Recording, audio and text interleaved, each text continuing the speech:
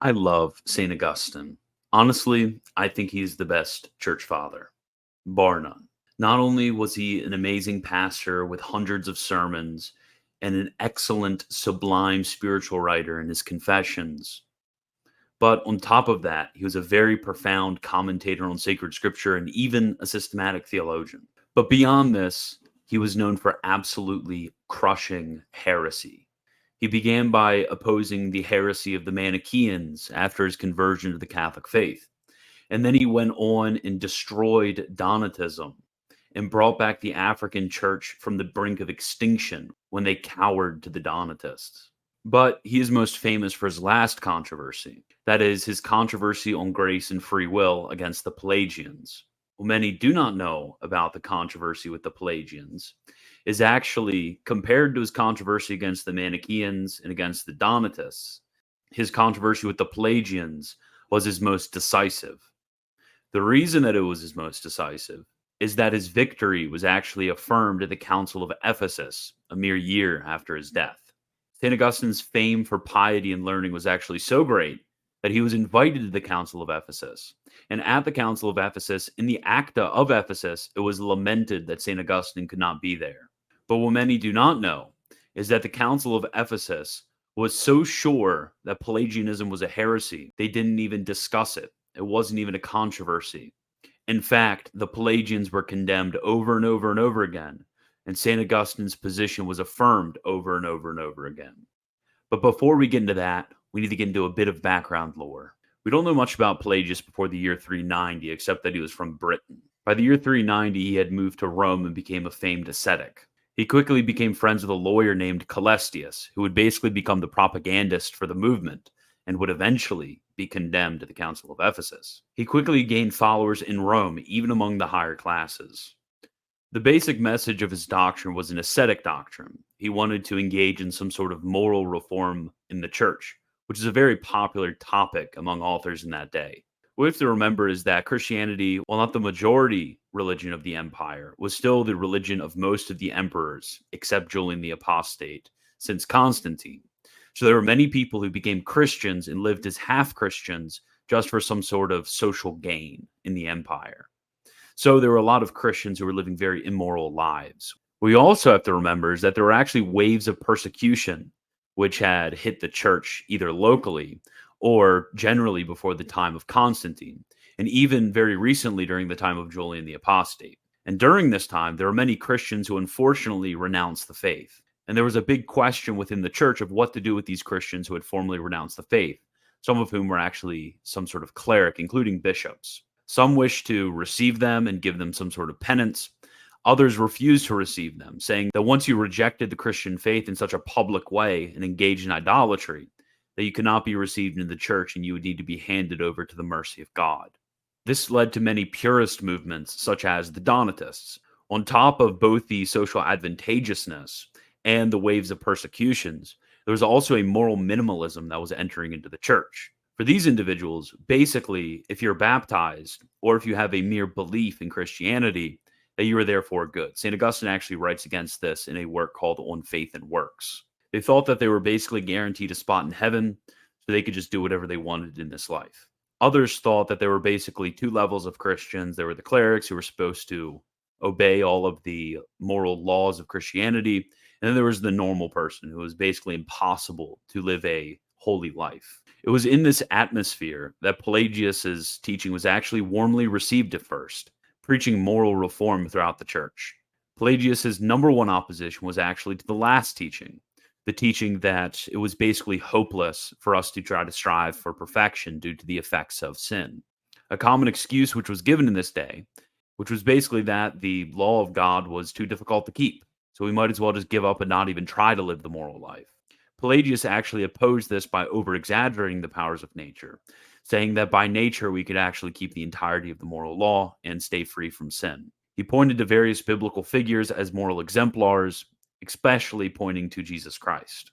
What is interesting about this movement is that unlike other movements during this time, like Novatianism, it was merely a reform movement in the church. It did not have any sort of opposed hierarchy that it formed up and against the church hierarchy. It meant to infect the laymen and the clerics within the church from the inside out. At this point, the heretical presuppositions of his moral doctrine were not clear, although there were controversies. So he was basically chalked up to be a moral reformer and kind of left alone. At this time, there were many famous figures who were well disposed towards Pelagius, including St. Augustine himself, and very many high ranking Roman officials. Famously, the noblewoman Demetrius actually asked for a moral treatise from Pelagius, and also from St. Jerome and St. Augustine as well. On top of this, Pelagianism was growing outside of Rome. Paulus explains the growth of this movement. Quote, the propaganda had special success in Sicily, where Cælestius was active longer. But soon adherents cropped up in North Africa. There was also a favorable response in South Italian Campania and in northern Aquileia, and more remotely in Spain, Gaul, and Ireland. In the east, an early basis was established on the island of Rhodes, and before long, Palestine and the cities of Ephesus and Constantinople were touched by the movement. End quote. But later, the theological presuppositions that underline Pelagius' moral doctrine would become much clearer. Paulus explains, quote, to those belong a completely distinct evaluation of Adam's sin, which was only his personal guilt, could only operate negatively on the human race as an example of disobedience to God's command. The free will of man remained intact, and every man can, even after the fall of Adam, avoid sin by the strength of a free decision for good or evil. Similarly, grace, which God gives through Christ, is understood chiefly as the positive example of a Christian life, which strongly stimulates the disciples of Christ to follow him in the fulfilling of the mandates of God. Baptism blots out only personal guilt, and hence infant baptism must not be justified by absolute necessity for salvation. Even the efficacy of the sacraments and the necessity of prayer for a Christian lifestyle are undervalued by the Pelagian movement in favor of a moral accomplishment due to one's own powers. End quote. When the distinctives became clear in the early 410s, the hierarchy began cracking down on Pelagianism. Before this, there had been certain suspicions and even local debates that had occurred, but the hierarchy hadn't really stepped in against Pelagianism. This all changed when the deacon Paulinus went to his bishop in the year 411. Now, his bishop wasn't any bishop. His bishop was the Bishop of Carthage, which was the most important see in North Africa. And on top of this, his bishop was Aurelius of Carthage, one of the most powerful and greatest reforming bishops of the early church, who had previously got done crushing the Donatists with St. Augustine. St. Aurelius is an absolutely amazing figure from the early church that is completely underrated. He deserves a video of his own. But anyways, St. Aurelius called for a synod to happen at Carthage in 411. Unfortunately, St. Augustine could not attend this synod and only commented on the acts of the synod later. At the synod, Cælestius, which if you remember was the propagandist for the Pelagians, was called to give account for his teachings on original sin and infant baptism. He refused to give straight answers, which we will see is a very Pelagian thing to do, and he was condemned. And as we will see, this is a theme that we get throughout the entire controversy. The Pelagians are extremely unclear about what they believe. They're very slippery. Some just condemn them. Others decide to give them the benefit of the doubt and don't condemn them. But in substance, no matter if you have an individual condemning or not condemning, it's merely a pastoral difference. There isn't any theological difference. The difference is whether we can prove that Pelagius or Cælestius or Julian or whoever else actually believes what they say they believe, or say they don't believe, rather. Due to this, Cælestius decided to flee Carthage and went to Ephesus. He wanted to be ordained a priest in Carthage, but obviously, since he was condemned in a synod, he was refused ordination. So he was ordained in Ephesus. Now, the synod in the year 411 is going to be very important later, because this actually gets sent all around the East and approved and basically received throughout the entire East. It's also important in the considerations of the Rome when they're reviewing the case of Pelagius and Cælestius. At first, St. Augustine decided to take a little bit of a gentler approach. He wasn't entirely sure what these guys believed. He didn't want to go out and straight condemn them. So as late as the year 413, he was still telling people to be careful about labeling the Pelagians as heretics. It wasn't until the year 412 where St. Augustine actually got his hands on a work from Pelagius. Pelagius' commentary on the Pauline epistles. His commentary on the Pauline epistles, especially his commentary on the book of Romans, is actually horrible. It's a terrible commentary. So St. Augustine wrote a work on the merit and the forgiveness of sins, and the baptism of infants, against Pelagius. At this point, he was actually still quite cordial with Pelagius, since he only had a single work from his hands and he didn't have other material that he could reference. Even while reading this early work, St. Augustine still said that this was damaging to the grace of Christ, and he branded the positions as erroneous. Yet, after this point, more and more literature from Pelagius and the Pelagians were sent to him, including a condemnation of a few theses in Sicily, along with a treatise from Callistius. These included theses which denied original sin and affirmed the ability of man by nature to be perfect. But at this point, St. Augustine was still very careful. He didn't know the authorship for certain of Callistius, although it sounded like him. And he also was getting a second-hand report with the theses that were sent to him from Sicily.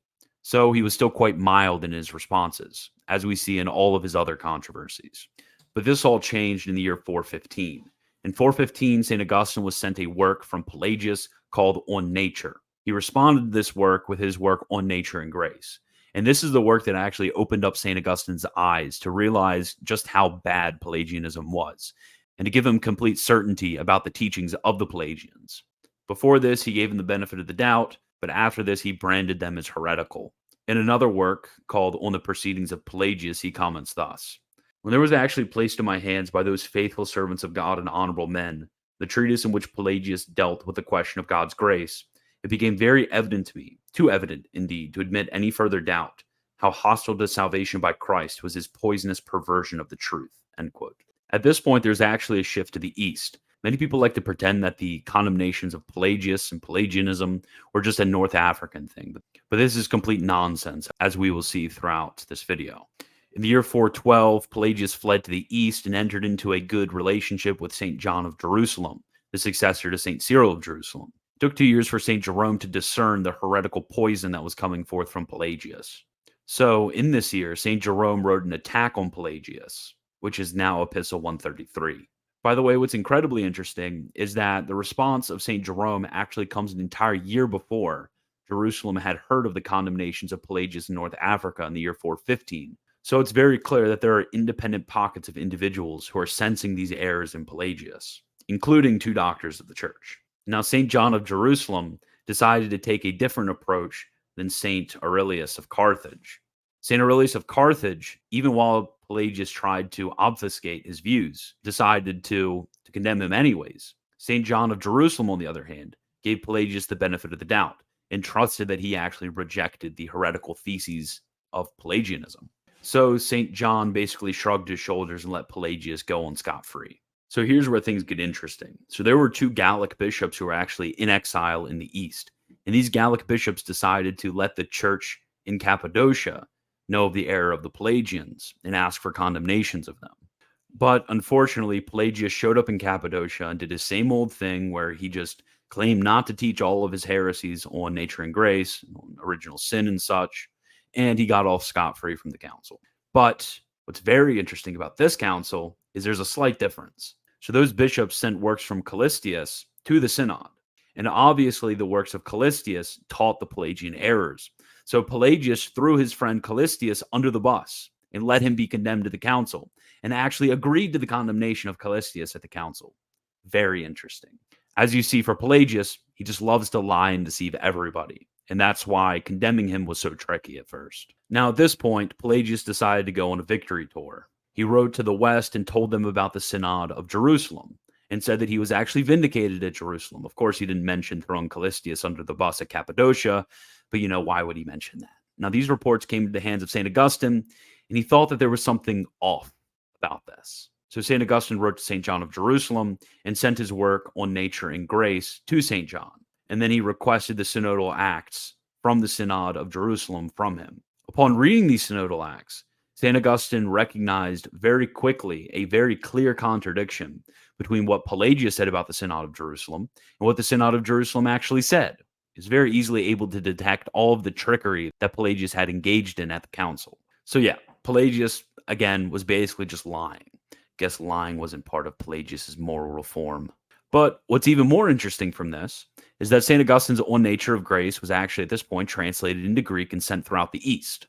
So I guess all of those, Eastern bishops and saints just forgot that Augustinian soteriology is a Latin invention, right? They all just forgot to condemn Augustinianism at that moment when they had one of the central works against Pelagius from St. Augustine translated into their own language and sent throughout many different areas in the East. They just forgot to do it, right? So, in response to the Synod of Jerusalem in the year 416, there were two other synods that happened in North Africa where they renewed all of the condemnations that they said before. And what's interesting about this is they actually wrote to St. Innocent I and asked for him to condemn the Pelagian theses on free will and the fate of unbaptized infants. St. Innocent wrote back and absolutely obliterated the Pelagians and also completely supported the papal prerogatives. It reads, quote, "In examining questions about God, with which it is proper that bishops, and especially an authentic, legitimate Catholic council, deal with the greatest care, you have observed the patterns set by ancient tradition, and have been mindful of church discipline. In that way, you have added strength to the vigor of our religion by true reason, no less now in consulting us than earlier when you issued the decree. For you wanted it to be referred to our judgment, knowing what is due to the Apostolic See, since all of us who have held this position desire to follow that apostle from whom the episcopacy itself and the whole authority of this name is derived. Following him, we know how to condemn what is evil and to approve of what is praiseworthy, just as we approve the fact that in observing the teachings of our predecessors, you did not think that they should be ignored, for they established it not by a human but by a divine decision, that one should not regard as settled whatever questions are dealt with, even in distant and remote provinces, before it comes to the knowledge of this see. In this way, a correct declaration is upheld by the whole authority of this see. And just as all waters go forth from their original source, and the pure waters from the incorrupt spring flow through the different regions of the whole earth, from this see, the other churches learn what they should teach, and they should absolve, and whom a stream fit for clean bodies should avoid, like those persons filthy with a foulness that cannot be purified." End quote. He wrote two other letters as well, one to the Patriarch of Numidia, and then another one specifically to St. Aurelius and St. Augustine. And in both of these, he goes on, just like this one, to destroy the heresy of the Pelagians and to support the apostolic authority of Rome. They actually are quite nice reads, so I would suggest reading them. What is also interesting is that he actually was cleared not to condemn the Synod in Cappadocia, because they were very unclear about what they were approving and condemning, due to the fact that Pelagius was a notorious liar and deceiver. St. Augustine celebrated this intervention from Rome and declared that now the case was finished. He preached Sermon 131 on this and said, quote, "Refute the contradictors and lead the resistant ones to us. For now about this case, two councils were sent to the Apostolic See, whence also responses came. The case is finished, if only the error were at some point finished. Therefore we warn that they may turn. We teach that they may be instructed. Let us pray that they may be changed." End quote. But at this point, things began to go south, because there was now a new bishop in Rome, St. Zosimus. There was also a new bishop in Jerusalem, Prelos, who, just like St. John, gave Pelagius the benefit of the doubt and exonerated him yet again. But Calestius, hearing of what St. Innocent did, actually went to Rome. And in Rome, he engaged in his normal lying, deceiving, and trickery. Calestius wrote a whole new book and gave it to Zosimus. And Zosimus, unfortunately, fell for the trick and decided to restore him to his position. It's important that many bishops throughout the entire world, many entire synods, had been tricked by Pelagius and Calestius. So we can't really blame St. Zosimus for exonerating him. At this point, the Emperor Honorius, actually stepped in and forbade Pelagius and Calestius from spreading their doctrines. But Calestius didn't listen and he fled anyways, and he kept going around spreading his doctrines. So at this point, interestingly enough, Calestius was actually a fugitive from the law. So in response to what Zosimus said, the Pope basically gave a timeline for being able to refute what he had said about Calestius. So there was a synod called in 418 in Carthage to basically respond to this request from Zosimus. And you'll want to remember this synod of 418 because it actually becomes important in Eastern canon law, being received in Trullo, although well before Trullo it was received in basically the entire East. The acts of this synod were sent to Zosimus, and Zosimus realized his error in exonerating Calestius and went and condemned Calestius anyways. And on top of this, he actually wrote a work which condemned Calestius and Pelagius and condemned all their doctrines. He went to Pope Honorius, and Pope Honorius and Pope Zosimus together sent this document to all of the bishops of the world and demanded their signatures. Now, at this point, this is when all of the bishops of the East say, wait, no, that's Augustinian nonsense. That's, a Latin invention. No, of course not. In fact, the only ones who were against this were 18 bishops in Italy, which we'll get to in a minute. At this point, there was another synod in Antioch that likewise condemned Callestius and Pelagius was thrown into an Egyptian monastery to live the rest of his days, while Callestius was a fugitive from the law, traveling from town to town, trying to continue to spread his heresy. Now, back to that group of 18 bishops. So there were the 18 bishops who refused to condemn Pelagianism, and one of these was Bishop Julian. Now, interestingly enough, Bishop Julian's father was actually friends with St. Augustine. He came from an aristocratic family and actually married one of the daughters of the most famous bishops in the area. So at a very young age, he was made a bishop by Pope Innocent I. Bishop Julian took the gayest possible position in the Pelagian crisis. I'm going to be honest with you guys. His position was absolutely horrible because not only did he hold to the heresies surrounding the Pelagian positions on nature and grace, he also downplayed all of the ascetical rigor. So basically, you were a Pelagian with no ascetical rigor. It was a terrible position to hold. And on top of that, and this is why I call Julian's position Coomer Pelagianism, on top of this, he completely removed the traditional teaching of the church on sex and marriage and the effects of concupiscence on sex, and said that actually concupiscence is a good thing, guys. Basically, Julian was just Coomer Pelagian, really gay position, hot garbage, terrible. Worst heresy ever, Julianism, Coomer Pelagianism. And on top of this, he just wasn't a nice guy. I mean, he wasn't just like a sly liar type and deceiver like Pelagius and Callestius were. He was just an absolute jerk to everyone. Here's some choice quotes right here. So he called the exegetical works of St. Jerome childish and lacking all originality, and said that one could barely suppress their laughter at how bad they were. Even while St. Augustine was friends with his father, as I mentioned, he called St. Augustine the patron of asses, a Manichaean, and even mocked his low birth. This guy's terrible. He wasn't a good guy. He was horrible. He was awful. One of the worst heretics in the history of the church, to be honest. And by the way, what's very interesting is that Julian actually called St. Augustine's position on marital sexuality Manichaean. Now, does that remind you of anybody? I'm looking at Timothy Gordon right now. St. Augustine responded to him in a work called Against Julian. And then once the response from Julian came, he responded to him in another work called the Imperfect Work Against Julian, or the Incomplete Work Against Julian, which, as you can imagine, was incomplete because St. Augustine died while he was writing it. Julian was removed as a bishop and sent over to the east, where we get a very interesting connection. In 429, Callestius and Julian actually became good friends with a certain cleric. And this cleric was Patriarch Nestorius of the Nestorian fame. So here we actually have an interesting close connection between Nestorianism on the one hand in Christology and Pelagianism on the other hand in soteriology. Here we have an interesting close connection between Nestorianism on the one hand in Christology and Pelagianism on the other hand in soteriology. This connection was actually systematically brought out by St. Fulgentius, for example. What's very interesting is up to this point, there had been a very close and blossoming friendship between St. Cyril of Alexandria and St. Augustine. So I guess, again, St. Cyril of Alexandria just forgot that St. Augustine was actually a Latin innovator on his soteriology. Too bad. There was actually recently discovered some extant letters back and forth from St. Augustine to Cyril. So it's here that we get the connection between the condemnation of Pelagius and the Council of Ephesus. Pope Celestine I actually refused to allow the discussion of Pelagianism as a live discussion to happen at the Council of Ephesus, because according to him, it had already been definitively condemned by his predecessors, Pope Innocent I and Pope Zosimus. At the council, the preparation for the condemnation of Pelagius and Celestius was actually a good friend of St. Augustine, Marius Mercator. So this guy knew Augustine, learned from Augustine, spoke with Augustine, wrote works to Augustine, received works from Augustine. And this is the guy that the Council of Ephesus calls to prepare for the council. And he notes something very interesting. He notes that the condemnation of Pelagianism by Zosimus was present throughout the entire East and signed on by Eastern bishops.